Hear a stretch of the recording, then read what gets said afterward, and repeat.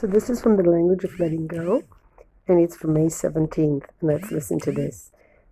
Boundaries. Sometimes life and people seem to push and push because we are so used to pain. We may tell ourselves that it doesn't hurt because we are so used to people controlling and manipulating us. We may tell ourselves there is something wrong with us. There is nothing wrong with us. Life is pushing and hurting to get our attention. Sometimes the pain and pushing are pointing towards a lesson. The lesson may be that we've become too controlling. Maybe we've been pushed to own our power, to take care of ourselves. The issue is boundaries. If something or somebody is pushing us to our limits, it's exactly what's happening. We're being pushed to our limits. We can be grateful for the lesson that's there to help us explore and set our boundaries. Today I will give up myself permission to set the limits I want and need to set in my life. So I don't really want to show you my room. So this was from the language of letting go. I really want to start a channel to talk about something that's very important for me. And that's what happens in families where a parent is dead. It's mostly a mother for some reason. And that happened in my family like twice before. The paternal grandmother died. Again, inheritance dissatisfaction that didn't harm me because I was a child then. Then my maternal grandmother dies, that I was older then, and just breakdown, no more family, no more cousins, no more nothing. Then my mother dies. Interesting collaboration between cousin and brother who inherit an apartment together from a dead aunt. My mother's sister dies soon after. And in between that, my indecision about what to do and being alone, my two siblings who are older than me just went into the bank and just emptied the safe. I was not allowed to go into my parents' apartment anymore. My brother's renting it out with the furniture. I'm not allowed to take anything out. I got like nothing, practically one piece of jewelry, and he's just playing power games like I'm an all powerful person and you're nothing. And then he says to me, when I asked a lawyer to make sort of a lawyer agreed to sit down with us and talk, he said, I don't want any connection with you, which clearly was, now there's clarity. Before that, there was sort of games. He was saying he's going to help me. So he fixed something in the apartment. When I told him that we are in a financially difficult situation, and I asked for the rent, part of the rent money for my mother's apartment, which was supposed to be mine, he just refused to talk about it. He owns several properties. He has a very good, stable job. I'm not going to get into it. He has a wife that also earns money. He has so much money, and yet he is so dishonest about money and feels like he needs more. And I'm like thinking, I'm in a not good financial situation because I did have a financial dependency on my mother. My divorce did not give me financial situation. My ex-husband did not have a job, that we did not have any property at all. 3 children and nothing. I'm left with nothing. Nothing from him. Nothing from my mother's estate, almost nothing. I really fell financially. I kept thinking unrealistically that I can live off teaching jobs, and it's just really expensive to live here, and I'm just wondering what I'm going to do next. But I think the most painful thing is not the money, it's the fact that siblings can do such a thing to their younger sister, that they can just not care whether you live or die, not care about connecting. And for me, it was really important because I don't really have friends. I don't know why. I guess it's because, again, the money situation. If you're in a good financial situation, you have friends. That's what the song goes, when you're down and out. So when my mother was alive, I had friends. When I was married, I had friends. And as soon as I was in an unstable financial situation, no friends. What changed? My financial situation. I didn't change. I'm still the same person. I never asked money from anyone. By the way, I only asked for my part of the estate, which I did not get. Years passed, and it's been impossible to get the money now. It was not listed because she just gave my brother. My mother just gave my brother full power in the bank, and he did not respect the will. I did not get a third of the apartment, the content of the apartment. I did not get a third of the say. It's not the money. Also, I lost my mother, and not only was I financially dependent on her, I was emotionally dependent on her. Um, I had a very difficult relationship with my mother. Um, it was really, really difficult. I really should have gone into therapy from the time I was born. I don't know. And the relationship with my siblings was non-existent, really. I didn't get any presents for my wedding or the births of my children. For many of my siblings, nobody called, no content, no visits. I lived in Europe, nobody visited. And it's not like I'm a bad person. I'm, in fact, a friendly person. I'm not a crazy person. I don't have mood disorders in which I go from screaming into. They always made me look like I'm the unstable person, where in fact I'm super stable. I'm always seeking relationships. It's just that I really have a bad choice in choosing people. And I always choose people who are not sincere. And that's for me the most important thing. I'm a very honest person. I don't make up stuff. I don't play games. And unfortunately, I attracted people that were very dishonest. And I really do find connection with animals much easier because they are not complicated. I have animals I take care of, my animals, and I do have contact with my children somehow, which is distant somehow as well. So I think that a lot of people have contact with their kids because they have a lot of money, and their kids would not have contact with them, but they need the money. I think with my mother, to be honest, maybe that's the case as well. I don't know how I would have had relationship with her had we not had this money dependency situation constantly. I'm a very sentimental person, so I probably would have sought out con- a connection with her anyway. Plus, life in Europe is not very warm, to say the least. I married into a very cold-blooded family and an abusive relationship, and it wasn't helpful that she did not support that. She did not validate the fact that I was living with an abusive partner, and she was just like trying to sugarcoat it and trying to get me to Dr. Phil kind of solutions that maybe if you read a book, or maybe if you try this, or maybe. There's no maybe and buts and nothing about it. Somebody's abusive to you, you cannot live with them. I'm a much more realistic person than I've ever been in any stage of my life, which makes life difficult because my eyes are wide open.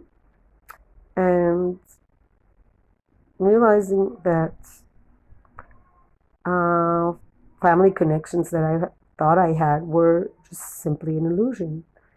That when people don't express any emotions towards you or interest in your life, yeah, it's sad. It's like you're dead or something. It's really like you're dead, but they're dead actually emotionally because people that don't have any sentiments towards their siblings. It's really sad because you think about it, all these years you grew up, that meant nothing to them. Like I sometimes I saw now like there's movies, videos about people that are cooperating with their exes because they raise kids together or whatever, and you wonder what kind of people disconnect from their siblings for no reason. I mean, yes, I was angry at him, but it's not like for no reason. And the truth is, to be honest, we have nothing in common. It's like we don't have the same DNA. I'm I love to read, art, just in art and music and animals and nature, environment. I'm interested in so many topics, whereas my siblings are just really like focused on accumulating things, buying cars, buying houses, buying TV, watching, consuming like TV, and that's it. And it past few weeks, I've been indulging in a lot of YouTube, but I also create content and I also react. And I don't have a TV and I'm not interested in just watching a TV show. I like the interaction on YouTube and I like talking to people that have been rejected by society. But I find that a lot of people I thought were rejected by society are nowhere near how I was rejected by society because the LGBT have a community, a whole support system, especially here, um, where I don't have that. And they also, a lot of times, our family doesn't accept them. Just because you're LGBT doesn't mean your family doesn't support you. So I'm trying not to feel bad about myself, and I'm trying to let go of feeling bad about myself because I think life is short and it's not like a TV show. And in life, you don't get to choose who your siblings or your aunts or your family is. And I'm thinking that money does make people really extremely unkind because you don't have this experience of having to struggle, don't know what it's like to go into a shop and not have enough money to buy basic things. You don't know what it's like to not have a closet. Like now I have a situation, I don't have a closet, a temporary closet and collapsed, and I don't have money to replace it. Um, Basically, I don't have money for anything. I'm in a constant minus. I'm laughing because I just decided not to care. But financially, the coronavirus is really dragging down. I really don't have a lot of options at the moment.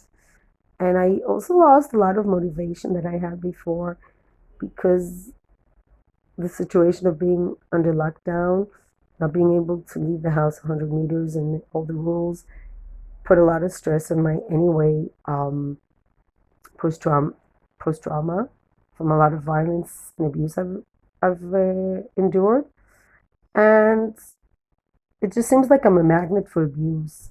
That I just feel like a magnet. Like if there's an abusive person and within 100 meters, I'll attract them and activate them. So that comes from not having enough borders. That comes from not understanding that people just don't, it's not like a Bambi, it's not like a Walt Disney movie. People don't want to be your friends. It's not a Walt Disney movie. There are people that are kind for sure, but people are very focused on their own agenda. And we're adults, and adults are not friendly people. So I'm thinking now, I really want to start a new life without expecting anything from my family, but also realizing it's not my family. Those are people that by chance born to parents, grandparents, but we have like absolutely nothing in common. I really have a lot of values about being kind to animals, to nature, to other people, to people in difficult situations where they don't really have that. They don't really care about anybody but themselves. And I think that's not the only one, but I think there's not one person in the family that has ever acted towards charity. I mean, my mother worked with children in difficult circumstances, so did my aunt, but both aunts. But private life, they won't do anything for anyone. Not a neighbor, not a family member who can't benefit them. They're totally in a business sort of relationship with everybody. And that's how it always felt in the family, that very calculating. What can I get out of this relationship? So do I think I don't have friends? It's not that. I just don't have fake people in my life anymore. And I don't really I don't have friends, to be honest. But the people I do have in my life are not fake and phony. I just don't want to go on about difficult things are, but a lot of YouTube channels have a lot of people that have like absolutely no limits as far as money. And I really honestly wonder as I watch their videos how many people would subscribe to their channel if they told the viewers how they struggle financially. Um, None. People are really attracted to wealthy people, and I see one channel that this one guy received so many presents from people, strangers sending him stuff. Why is that? Or maybe he's pretending they're sending him stuff. I don't know. It just seems to me that people are really looking for financially successful people, are not looking for creativity and kindness so much, which is sad for me. But I'm actually sad for people who are looking for finance. Like, people like Meghan Markle and Harry, it's really sad if what you're looking for in a friend is do you have a big mansion? Do you have a swimming pool? Because at the end of the day, how many rooms do you really need? How many beds can you really sleep in? How many meals can you really eat? Yeah, I could live better life, but the more money you have, the more you spend and the more you feel you need. But you really don't need that much in life, do you? I just hope I can get basic things, and I just hope I can pull through this. At the moment, it's a big struggle, and I don't really have enough support. But I'm really happy that I don't need to struggle with people that frankly disgust me. I think it's disgusting to steal from an estate, from a will, from a deceased parent. I think it's disgusting, especially if you have enough money. To steal is disgusting, to take away things just because you can. It's disgusting. And yes, we don't see, like, sometimes I wonder, where's the thunder God is supposed to send them? But it doesn't work like that. Life is much more complicated. But I don't believe that anyone can thrive. Sorry, Megan, it's a good word. Anybody can succeed um, while not being an uncaring, selfish person. I think the only way to thrive is by being kind and helping other people. And anyone who helps people just so they can get something out of it, it's not going to do well. So those are my boundaries I'm setting now.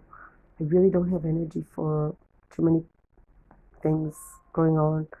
And I wish I was at this stage years ago. Anything complicated, cut it off. This is my slogan. Peace, light, and love. And enjoy today. It's really, really hot here. I'm fainting. It's 38 degrees, I heard. And it's extremely hot. I woke up, I saw a dead raven on the street. I don't know. I just feel like I'm not happy in this. May is always a difficult month. It's when things get really hot. And the shock of summer starting. And summer here is really hard.